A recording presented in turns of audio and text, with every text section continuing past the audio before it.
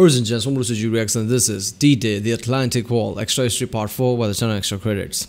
Yep, D-Day, so far it's been awesome, a series by Extra Credits. You know, he's covering all things around it, how all the resistance, is doing things inside France, how are all, secret agents are, creating this smoke screen of fake armies and everything, how is, landing on the beach is happening. So yeah, it's been fun so far. Atlantic Wall, I guess, is going to talk about more of the how attacks started on the beaches and how reinforcement came. So it's going to be fun. Remember, if you like my reaction, don't forget to like, subscribe. Check out the Reaction Sunday. There's a link in the description. Check out the cards over playlist. Check out the end cards, and yeah, let's do this one. June 6th, 1944 is a day that Field Marshal Erwin Rommel has been looking forward to for a long time. His wife's birthday. With bad weather making an invasion impossible and intelligence suggesting that Eisenhower's waiting for more troops, the commander of Normandy's defenses has decided to go home and surprise his wife with a pair of Parisian shoes. In the middle of the night, his phone rings. The invasion's begun.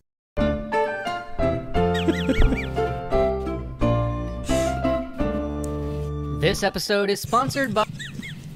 Honey, I have to go back. It's my birthday, but the invasion has started. It's my fucking birthday. by Wargaming. New players can download World of Tanks and use the code NEPTUNE for free goodies. Link in the description. The Nazi leadership had begun preparing for D-Day even before the Allies held their conference at Tehran. Following a British commando raid at Saint-Nazaire and the landings at Dieppe in 1942, Hitler had realized that even if an invasion lay years off, the Allies were already capable of hitting ports in occupied France. Yeah, of course he was, expecting. It's like punching some guy, then immediately you expect a punch to come back. This is like that. His solution was the Atlantic Wall, a line of coastal defenses that originally clustered around ports, but eventually stretched from the Spanish border to Norway. Rather than building a continuous defensive barrier, German engineers drafted 1 million forced laborers from France to create a string of machine gun and artillery positions. These hardpoints had overlapping fields of fire, with artillery intended to fire along the length of the beach rather than out to sea. This allowed the German army to cover a larger amount of territory with fewer men, a consideration that was crucially important by 1944.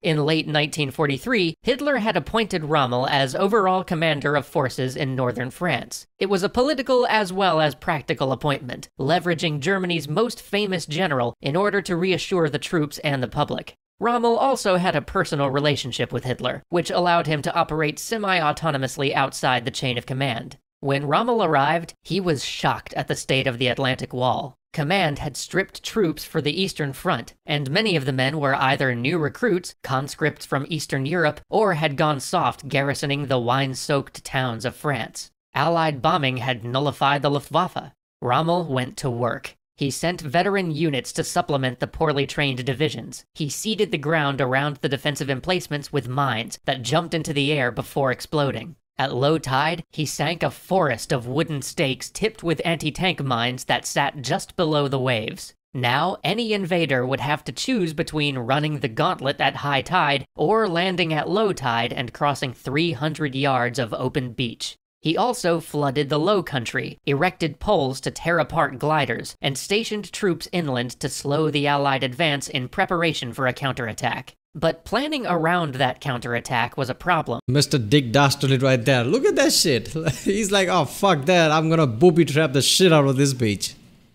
First of all, they didn't know exactly where the Allies would land. Luckily, German intelligence pulled off a coup. They successfully deployed multiple agents in England. Soon, they were receiving reports of armies marshalling to attack Pas-de-Calais, along with diversionary attacks in occupied Norway and... what was the other one? Normandy? Whatever. And aerial reconnaissance confirmed forces massing for these attacks. Of course, every single one of those German agents was actually working for the British. Good work, Garbo. Regardless of where the landings took place, Rommel believed the battle would be decided on the beaches. Should the Allies establish a beachhead, it would be over. In his plan, the divisions defending the coast would slow the enemy down in preparation for a decisive counterattack. As a result, he wanted the Panzer Reserve under his own command, close to the shore in order to... Yeah, I feel like he knew that, Allies could be playing him, I guess. That's why he wanted all this shit here, so it slows them down wherever they attacks.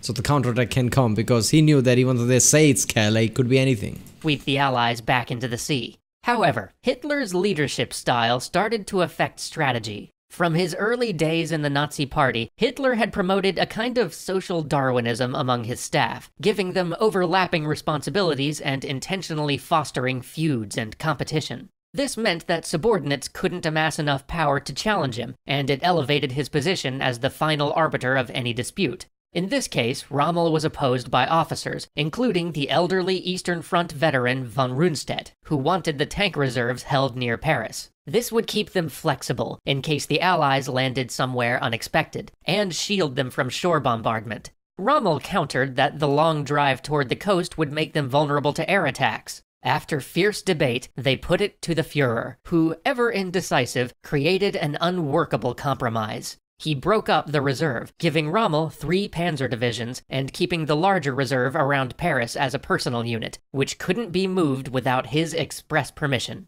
Only one of Rommel's divisions, the 21st Panzer, was sent to Normandy. So the stage is set for June 5th. Yes, I get it, what Hitler is doing there, right? I mean, so nobody just gets the bright idea and thinks he can be Führer. Basically, he overlaps the responsibilities, so they fight with each other. First, I thought, wait a minute, if that's the case, how are they effective? I mean, Nazis are feared because they were really effective, right? So how are they effective? But then I realized, oh, okay. So there is a inner squabbling, inner fighting, and the fighting is always broke off by Hitler. So they always have to go to Hitler to have a final decision, I guess, whenever this kind of overlapping thing happens. And the weather could not be uglier. With conditions so poor for both sailing and flying, senior officers relax in the knowledge that the Allies will not arrive anytime soon. Many take the opportunity to rush home on leave. And that is when paratroopers start to land. At 5:30 a.m. on June 6th, German soldiers peer out of their bunkers to see shapes in the morning mist.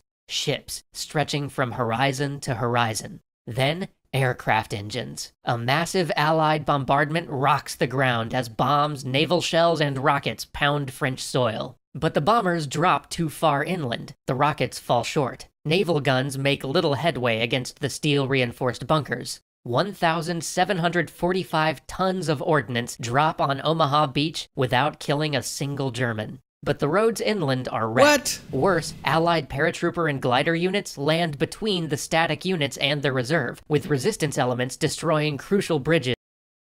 Yeah, first of all, Allied attacks are so inaccurate in form of attack, right? They always miss things here and there.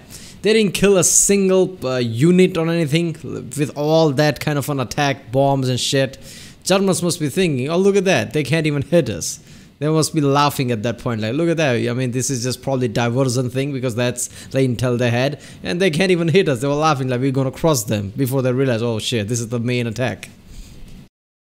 And rail lines, meaning that reinforcements and supplies can't get through. Landing craft begin to plunge toward the shore. On Omaha Beach, the Germans see the first Allied soldiers trudging in the surf. Machine guns open fire. Far away, Allied soldiers lie face down, pinned, as the first wave of mortars and artillery shells fling bodies into the air. Months of preparation mean that German artillery crews have ranged out the beaches and know exactly where to drop their ordnance. The initial slaughter is monumentally one-sided. Seriously. One American company at Omaha takes 92% casualties. By 1:30 that I mean, this whole battle is just one-sided from the start, right? I mean, Germans are in the defense, so they dug out all those, basically machine guns, all those traps. They've been practicing, like, how to attack just right way so I can hit that target. So they had target practice and everything.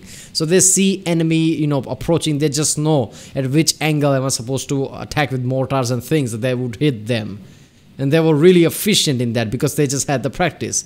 But the Allied forces land their first time. They're literally, they're, with, unknown, I guess, ground. They don't know what to do at that point. Even, obviously, they're prepared, but that's the first time they've been on the Normandy beach and all the other beaches. So, this is one-sided from the start with the machine guns and everything. Damn, the level of bloodshed at that day would be ridiculous. I mean, 92% of people died of their squad. That's just effed up. That afternoon, German observers at Omaha report that small groups of Americans have broken through, but the defense is holding. They're pushing the Allies back into the sea. But Omaha is the exception. Despite fierce resistance, the British have broken through at Sword and Gold, and the Canadians at Juno. The botched American landing at Utah has reorganized into a chaotic opportunity. Here, the bombardments have had more effect, and the terrain isn't as challenging, but men still die in droves. The chaos on the beach is mirrored at every German headquarters between Normandy and Hitler's vacation home at Berchtesgaden. Generals argue over whether to commit reserves and where. Rommel is rushing toward the battle in a staff car, unable to issue orders. His rival, von Rundstedt, quickly orders the 21st Panzer to meet the British advancing on Caen, and issues orders for the reserve units near Paris to move out. But his orders are countermanded. That unit can only be moved by the Führer's personal order, and Hitler is asleep. Ever since his days as a Bohemian in Vienna, Hitler has always been a late riser. Rigid procedure dictates that the Führer should not be woken unnecessarily, and even in the face of invasion, no one wants to break this protocol. After all, what if it's only a diversion? When Hitler eventually wakes at noon, he is thrilled the invasion has arrived. This, he says, is his chance to decisively crush the Allies. And yet, he delays. It's 4 p.m. before he orders the Panzer Reserve to move out. By that time, the clouds have cleared, exposing the column to Allied air power. So instead of advancing, the unit ends up hiding in the woods until dusk. It will take them 2 days and a night to join the battle. As the Allies overwhelm German defenses and march inland. Yeah, I guess Hitler just wanted to make sure which is the main area of attack. That's why he delayed, I guess. And obviously he's thrilled because he was under pressure so far. Like, Allies are going to attack, but where? When the attack is finally here, he can deal with it. Before that, he was under pressure all the time. Like, okay, where are they going to attack? Hitler spends his day ordering V-1 revenge strikes not on Normandy, but on London, then holds a conference with minor functionaries. When Goebbels shows him the Normandy landings on a map, Hitler exclaims with delight, "Just where we expected them." Goebbels, who has heard Hitler rant for months about how the Allied target would be Calais, simply nods at the Führer's historical revisionism. After all, Hitler is somewhat right, in a way. They all knew that a diversion— Damn, what a narcissist, right? I knew it. I was right. They were gonna attack at Normandy, of course, not at Calais. landing would happen at Normandy. Probably best to keep the strong units in Calais. Meanwhile, the Atlantic Wall is crumbling. Even at Omaha, the defense has degraded. Ammunition is running out. Artillery emplacements fall silent.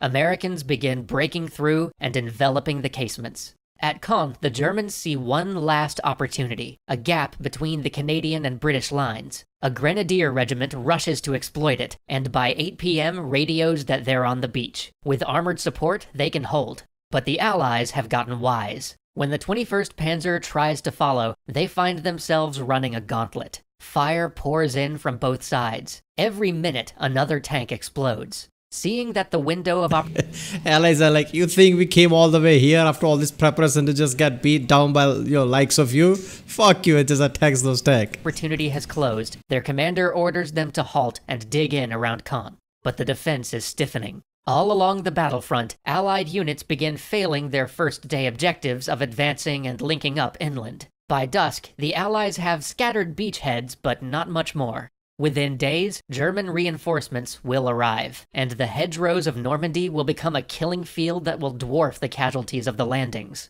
D-Day is over, but Operation Overlord could still fail. To win, the Allies are going to have to push just as hard on D-Day +1, and D-Day +2, and every day after that.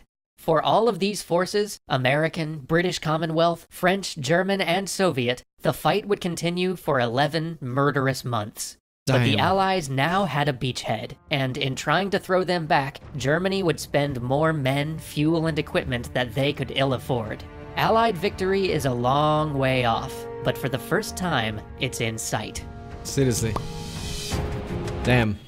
That is something, right? D-Day, successfully, landing on the beach. That's just the start. Now taking France, going all the way to Germany. 11 long month campaign. That's just, gruesome. But as soon as they start to win, obviously the morale would immediately start to rise up. Like, look at that shit, we are actually winning, slowly winning. Seeing all the people from France and everywhere occupied German states actually cheering for them, and actually helping them in one way or another, would actually rise the morale and give you that edge and that push to, I guess, push on even more. And before this attack, everybody knew, like, this is one time deal, we have to get this right. I mean, Hitler is getting way too powerful. Before he takes over entire Europe, we have to do this. So yeah, D-Day, this is just ridiculous. Whole thing is ridiculous. I feel like by the end, Hitler was getting a bit more narcissistic, I guess, if getting things wrong here and there. But still, coming attacks after this, after D-Day, all the shit happened. Hitler was brutal, man. Nazis were brutal. Any forces, besides them in any history, if I think of, would not have been this brutal as they were. So yeah, the World War II was just effed up. I mean, if D-Day would have been, screwed up, like if there was a leak somehow that, no, they are attacking Normandy and all the Panzer Division and everything would have been at the Normandy, it would have been a completely different story. But yeah, all the agents and things just worked, all the false information worked, all the, deception tactics worked. That was just awesome. Even though, landings at D-Day, attacks on, all the beaches and things were not accurate, at least all the deception worked accurately. So that was great. Alright, people, that was D-Day, the Atlantic Wall, Extra Part 4. I think this was the last part, yeah, D-Day is over. So yeah, this was the channel Extra Credits. If you like my reaction, do like, subscribe, check out the reaction. There's a link in the description, check out the Cosmo playlist, and, comment down any other series you want me to react to from this channel, and I'll see you next time.